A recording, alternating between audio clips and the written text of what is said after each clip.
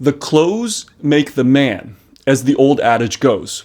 Well, I feel like straps are like the clothes for a watch, and I've seen all of these reviews of the TUDOR Ranger on the bracelet, which is great, but I agree it looks a little bland. So in this video, I'm going to show you this watch on a variety of straps because I suspect this thing's a strap monster.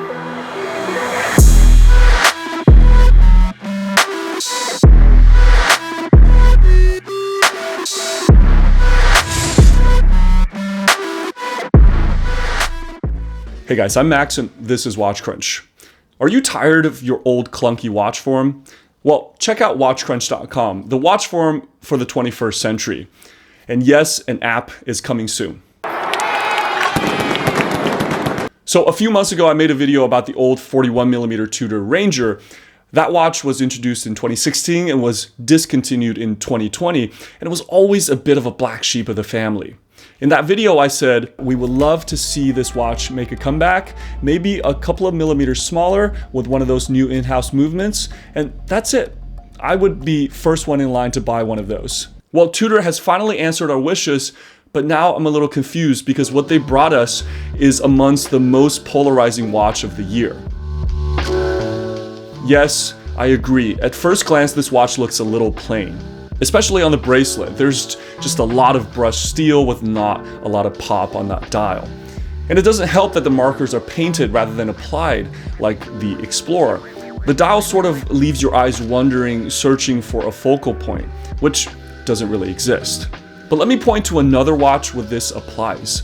The vintage Rolex 1016, a grail watch for many and widely praised as one of the most elegant, balanced sports watches to ever come out of Rolex's factory doors. The sister watch to the 1016 was the original TUDOR Ranger unveiled in the late 60s. It had a nearly identical design but in a smaller form factor at 34mm.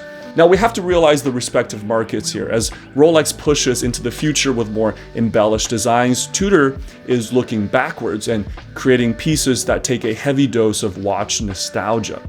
Just look at other releases recently. We had the Pelagos Marine Nationale, which is a modern day snowflake.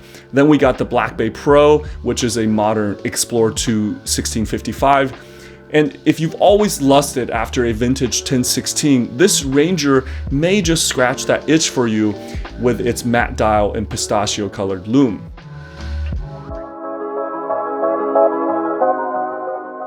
Now, staying on the design for a moment, this is a very symmetrical dial. We have Arabic numerals in all of the cardinal directions, and those are interspersed by hash marks for the rest of the hours.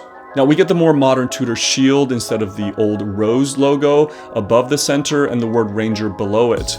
Now, one reason I think for me the vintage Ranger looked a little bit more attractive is that by stretching the watch to 39mm, we get a lot of blank space left on either the left and right side of the center of the dial.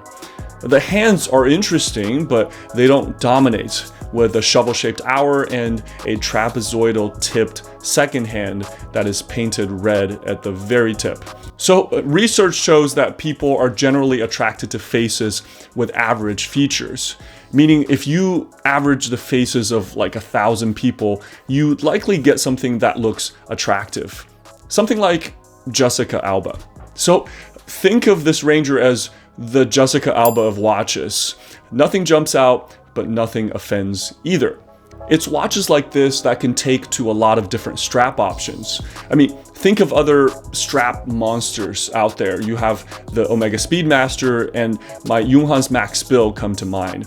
And what are their attributes? They tend to be monochromatic designs that are relatively simple and balanced. Designs that are pleasing to the eye but doesn't shout at you. And I think the Ranger might just belong in that category. Now, I think it does this watch quite a disservice to only show it on the bracelet, which is wonderful. Don't get me wrong, they finally got rid of the faux rivets and the open-in links, and now it has that T-fit clasp that allows for some on-the-go adjustment. But watches like this deserve to be shown on some fancy straps to really set it off. Now, I've always liked the old 41mm Ranger on the factory boon strap, designed originally to insulate a pilot's wrist from the metal watch case in case of a fire. It really added dimension and some distinct military look. So when this new 39mm watch came out, I reached out to my friends at Hoban Straps, which is local to me in the Pacific Northwest, and Mike sent me this Hadley Roma to mimic that booned look. Hoban's is great. They have a lot of strap options for not a lot of money. Next, let's look at this watch on this Cascadia Stingray strap. Now, I know this is a bit left field, but again, we're trying to add some texture and dimension to a rather flat canvas. And I think it works. Cascadia is another company local to me who make great quality, fairly priced straps. The Stingray is thick and sturdy and pairs well with that rugged, all-brushed case. Now remember, at a glance, a watch's strap often occupies as much visual space as the watch head itself, and adding these interesting colors and textures can really make the watch sing. Plus, a new strap is a lot cheaper than a new watch, so if you're on a budget, it's a great way to stretch your dollar and make that one versatile watch have many different looks. Now, once I made peace with the Ranger's simple design, I began to appreciate all the details that make this watch a great value. At $3,000, it's half the price of an Explorer. And first of all, the size is nearly perfect. When I tried the new Explorer on, I felt like it was a bit small at 36mm for a sports watch. The Ranger, on the other hand, is an ideal 39mm wide, but has a svelte 12mm thickness. This is a watch that will flatter a lot of wrists. With its subtly domed box sapphire, it slips under cuffs and looks at home in most occasions, from casual to formal. On the wrist, it has the side profile of a Black Bay 58, but with that brushed steel bezel, it's all business. Now, I'm not going to go deep into the history of it because you probably know it by now, but the Ranger name was acquired in the 1952 North Greenland expedition, where Tudor sent a couple dozen oyster princes with the British team exploring that vast frozen ice sheet. The team was to log the watch's performance throughout the arduous 2-year journey, enduring temperatures down to -60 degrees at night. And because this watch comes from a sister brand of Rolex, we get the expected precision fit and finish, with sharp edges and precise beveling. The crown is big and the knurlings are a pleasure to operate. And inside we get the in-house MT5402 movement. At this point, a proven chronometer running between -2 and +4 seconds a day. It operates at 4 Hertz and has a weekend-proof 70 hours of power reserve. This is a big improvement over the old ETA in the previous Ranger, which had its share of problems. So in defense of the Ranger, this is a watch that we've begged Tudor to make for years. Now, you might write it off as being boring, and I don't fault you for that. But you can also think of it as the perfectly sized, vintage-inspired strap monster at half of the price of an Explorer. I'd say don't ignore this watch just due to the simplicity of the design. I encourage you to see it on some creative strap choices, and that may very well change your mind. I agree, this is a very controversial watch, and frankly, I'm still on the fence about it.